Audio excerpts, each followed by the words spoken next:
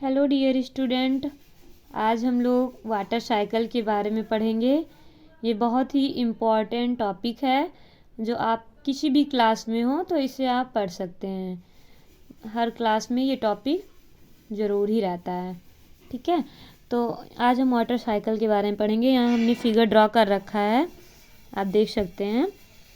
तो water cycle क्या है तो हम यहाँ पे लिख रखे हैं, इसी के थ्रू आप लोग को समझाएंगे। The circulation of water between land, air and water bodies is called the water cycle. जो सर्कुलेशन की प्रोसेस है, जो वाटर का सर्कुलेशन प्रोसेस है, किसके बीच? Land, air and water bodies के बीच में। अब ये वाटर बॉडीज़ क्या है? जो हमारी ओशियन है, लेक है, रिवर है, या आपकी वाटर बॉडीज़ कहलाती हैं।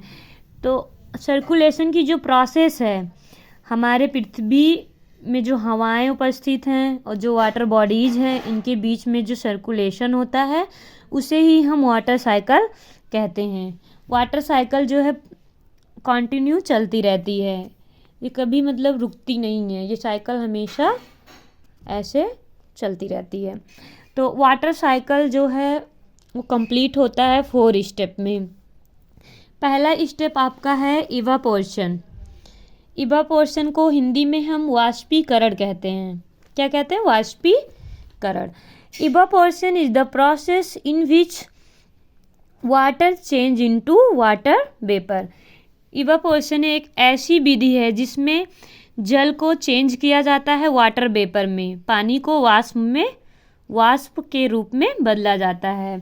जैसे आप इसका एग्जाम्पल ले सकते हैं, जब हम पानी को उबालते हैं और बहुत ही ज़्यादा जब हीट करते हैं, उसके ऊपर जब पानी को जिस बर्तन से ढके हुए होते हैं, जब हम बर्तन को देखते हैं तो ऊपर थोड़ी थोड़ी बूंदें उसमें ड्रॉपलेट होती हैं, देखा होगा आपने। तो जो वाटर है वो वाष्प के रूप में उड़ने लगता है। अगर हम उसके ऊपर प्लेट लगा देते हैं तब उसमें थोड़ा थोड़ा ड्रॉप्स हमें दिखाई देता है। ठीक इसी प्रकार से हमारा जो वाटर है, जो हमारे लेक का है, रिवर का है या ओशियन का है, जब उस पर सनलाइट पड़ती है, हमारा वाटर जो है हीट होता है। हीट होने के बाद हमारा वाटर जो है वाटर वेपर में चेंज हो जाता है। इस प्रोसेस को हम इवापोरेशन कहते हैं, वाष्पीकरण कहते हैं। नेक्स्ट आपका स्टेप है कंडेंसेशन। कंडेंसेशन को हम संघनन कहते हैं, संक्षेपण भी कहते हैं। इसमें क्या होता है? Condensation is the process in which water vapour cool down to from water drops. इस विधि में जो आपका वाटर वेपर है, जो अभी हमने बताया कि आपका जो वाष्प है वो किस में चेंज हो जाता है? Cool down to from water drops, बूंदों के रूप में बदल जाता है। जब आप प्लेट लगा देते हैं तो देखते हैं जो आपका वाष्प है पानी के रूप में दिखने लगता है। आप पानी को बॉयल कर रहे हैं, वाटर को जब बॉयल करते हैं और जब भाप बन के उड़ने लगता है, जब आप उसके ऊपर जब प्लेट लगाते हैं तो देखते हैं कि जो पानी की बूंदें हैं उस पर लग जाती हैं। तो ये प्रोसेस आपका कंडेंसेशन की है। जो आपका वाष्प है, ठीक है, वाष्प का आपका फिर से पानी के बूंदों में बदलना ही आपका कंडेंसेशन कहलाता है। नेक्स्ट स्टेप है आपका प्रिसिपिएशन। प्रिसिपिएशन को हिंदी में हम कहते हैं वर्षा होना, ठीक है, वर्षण। Precipitation is the process in which water fall back to the earth in the form of the rain, snow, hail और स्लीट। इसमें क्या होता है?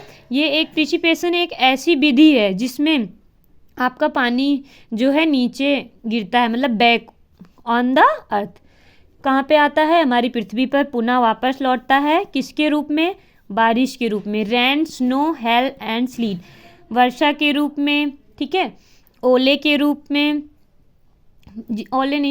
बर्फ के रूप में, ओले के रूप में, और बर्फ ओले वाले बारिश के रूप में।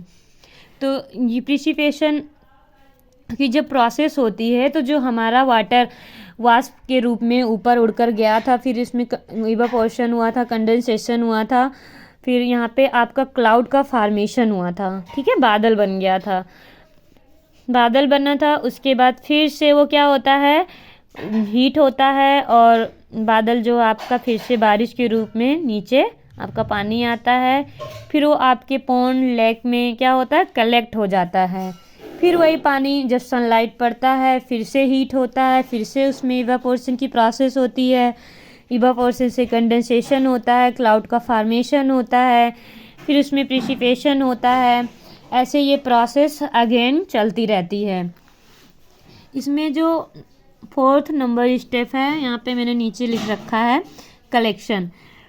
When it rain, water fall on the earth and fill the water bodies. The water that fall on the land flow across the ground and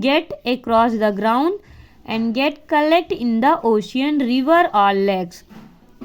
जब आपका जो बारिश वाला पानी है, ठीक है, जब वो पृथ्वी पर आता है, गिरता है, तो क्या करता है, fill the water bodies. Water bodies हमने बताया था, आपका ओशियन है, रिवर है, लेक है, आपका गड्ढा भी हो सकता है, ठीक है, जहाँ पर आपका पानी स्टोर रह सकता है, हम उसे ही वाटर बॉडीज़ बोलते हैं।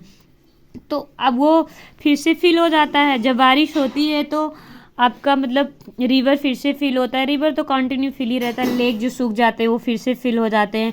तो वो सब वाटर बॉडीज़ फिल हो जाते हैं। The water that fall on the land flow, और जो पानी है फिर से पृथ्वी पर या हमारे धरातल पर आता है और ग्राउंड में कलेक्ट हो जाता है। एग्जाम्पल मैंने बताया ही, ओशियन, रिवर और lakes. Water from the sea, ocean and lakes evaporate and the cycle continue. फिर से जो हमारे महासागर के पानी हैं, ठीक है, समुद्र के, नदी के जो पानी है वो फिर से क्या होते हैं, इवापोरेट होते हैं, और फिर से क्लाउड का फॉर्मेशन होता है, कंडेंसेशन होता है, फिर प्रेसिपिटेशन होता है, फिर से बारिश होती है, फिर से हमारे पानी कलेक्ट होता है। अगेन ये प्रोसेस चलती रहती है। तो वाटर साइकिल आई होप आप लोग को अच्छे से समझ आ गया होगा। एक बार हम फिर से हिंदी में समझा देते हैं फिगर के थ्रू क्या होता है इसमें। हम आपको सिंपल सी भाषा में समझा रहे हैं। जैसे आपका तालाब है, ठीक है, और महासागर है, नदी है, सागर है, समुद्र है, कुछ भी है जहाँ पर आपका पानी मतलब पानी पाया जाता है। आप एग्जांपल ले सकते हैं। आप कपड़े को, जब गीले कपड़े को फैलाते हैं तो उसमें कपड़ा कैसे सूख जाता है, जो कपड़ा गीला रहता है, ठीक है, और सनलाइट उस पर पड़ती है तो हमारे कपड़े से जो पानी है वो सनलाइट जो है धीरे धीरे वाष्प के रूप में एब्जॉर्ब करता है। तो ये प्रोसेस आपका इवापोरेशन कहलाती है। तो ये जो वाटर एब्जॉर्ब करता है वहाँ पे कंडेंसेशन की प्रोसेस होती है और क्लाउड का फॉर्मेशन होता है, बादल बनता है। जब बादल बन जाता है तो उसमें कंडेंसेशन होता है, ठीक है, संघनन की क्रिया होती है, और फिर बादल जो बनता है वो संघनन हो करके बारिश के रूप में फिर से हमारी पृथ्वी पर आता है और फिर कलेक्ट हो जाता है। जहाँ पे भी गिरता है वो कलेक्ट हो जाता है। फिर से वही सनलाइट पड़ती है, फिर से मतलब अगेन बाय अगेन ये प्रोसेस होती रहती है। आप लोग को अगर ये वीडियोज़ पसंद आई हो तो प्लीज़ कमेंट करिएगा ऐसी वीडियोज़ के लिए। अगर आपको कोई टॉपिक्स पढ़ना है तो आप कमेंट कर सकते हैं, नेक्स्ट डे वही टॉपिक रहेगी। अगर आप इसका स्क्रीनशॉट लेना चाहते हैं तो ले सकते हैं। इसको हम शॉर्ट नोट्स है, अभी ज़्यादा लॉन्ग वीडियो नहीं बनाएंगे। डीपली बोर्ड पर अच्छे से समझाया जा सकता है, वैसे हम बस लैंग्वेज के थ्रू समझाए हैं। आई होप आप लोग को समझ आया हो। Thanks for watching. Please like and share it. Thank you.